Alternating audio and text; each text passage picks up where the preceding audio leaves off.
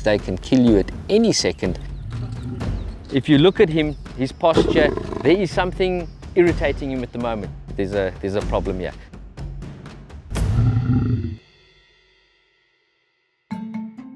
This is Milo. He's just on a year old now. He was a rescue and he came to us as a tiny little kitten like this. You know, the natural behavior of a caracal, they're 10 times more energetic than a normal domestic cat. Come on, yeah, come finish your food. We've made the whole house available to him. He sleeps with us at night. The sanctuary basically kicked off about 3.5, 4 years ago, where we rescued the first inhabitants. 3 cheetahs turned into 6 cheetahs because, unbeknown to us, one of the cheetahs was pregnant and she gave birth to 3 cubs. I've been doing this for about 20 years now.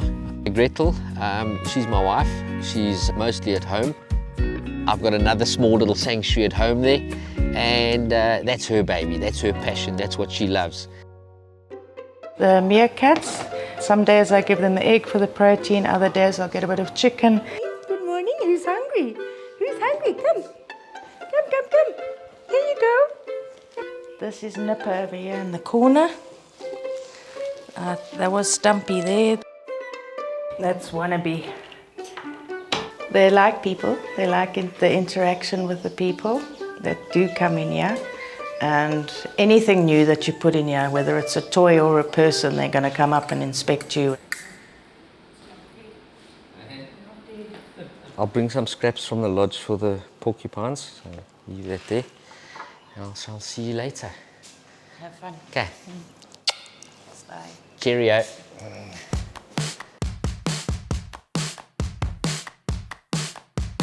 We're heading up almost at the sanctuary now, and we're going to go and see the cheetah boys.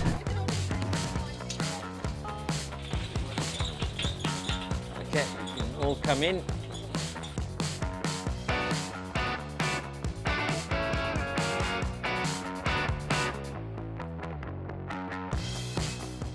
We've got 3 cheetah boys here. They're 2 years old, Bolt, Bandit and Blaze.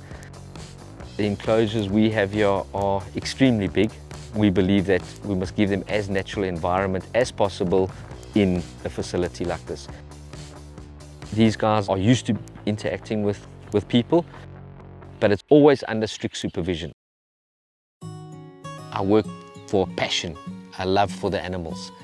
I think that's one of the big advantages of being at this facility is I've got my entire family. I've passed that responsibility over to my daughter.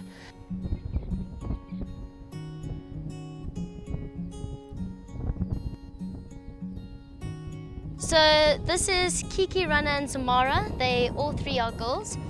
They're not the tamest. Not anybody can just interact with them. I've spent time with them to build a good relationship with them, and that's why I can sit here with them today like this. All my knowledge comes from my dad, from being a baby and just watching how he works with all the wild animals and how he reads the body language. I always say that if something had to happen, it'll probably be 99.9% my own fault, that I would have made the mistake or pushed the boundary too far.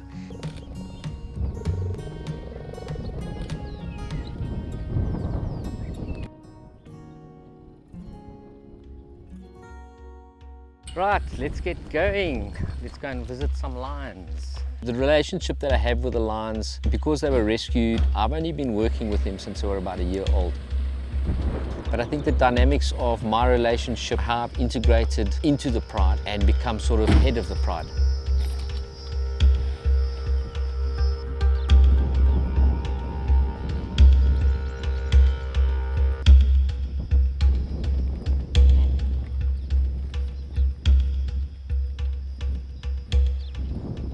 This is Shanti over here.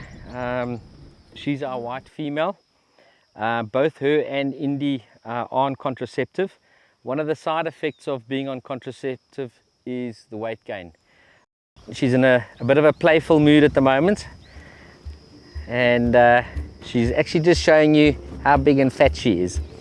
And she looks like a big seal with this fat tummy. At 3 months old, a lion cub is big enough and strong enough to kill a man. So you can imagine a little 3-month-old cub, what it can do to you. So you can imagine what this guy or this little girl can do to you as well. Although they've been hand raised, they are still dangerous animals.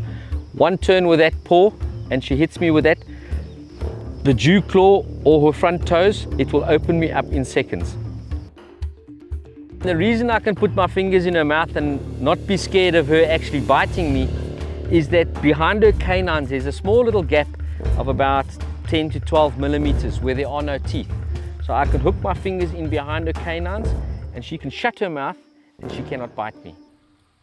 You need to be able to pick on their body languages. And I'm talking little things like the flick of a tail, the position of the ears, even little things like their forehead. When you frown, you get little wrinkles in your forehead. They do it as well. Sam is almost 300 kilograms. So he's not a toy to be played with. He's not your little kitty cat at home. If he wants to take you out, he's going to take you out. With Sam, you've got to be careful because he's always challenging me for that dominant position. There's a problem here. If you look at his body language now, you see he's dropping his head down, he's turning his head sideways. A lion yawning is not a sign that he's tired. It's a sign that he's actually, something's irritating him. But because of the situation that we're in at the moment, he's not in a happy mood. That yawn is not a tired yawn. So you can immediately see, if you look at him now, his ears are back. So for safety reasons, we'll just keep our distance from him. So even though my dad has got such a great relationship with the lions, we still have to learn that, you know, you can't break that boundary when they're in that bad mood. If I can pass on anything, it's, you know, think about conservation. It's not what you see here now. It's what are you going to see in 5 years or 10 years from now?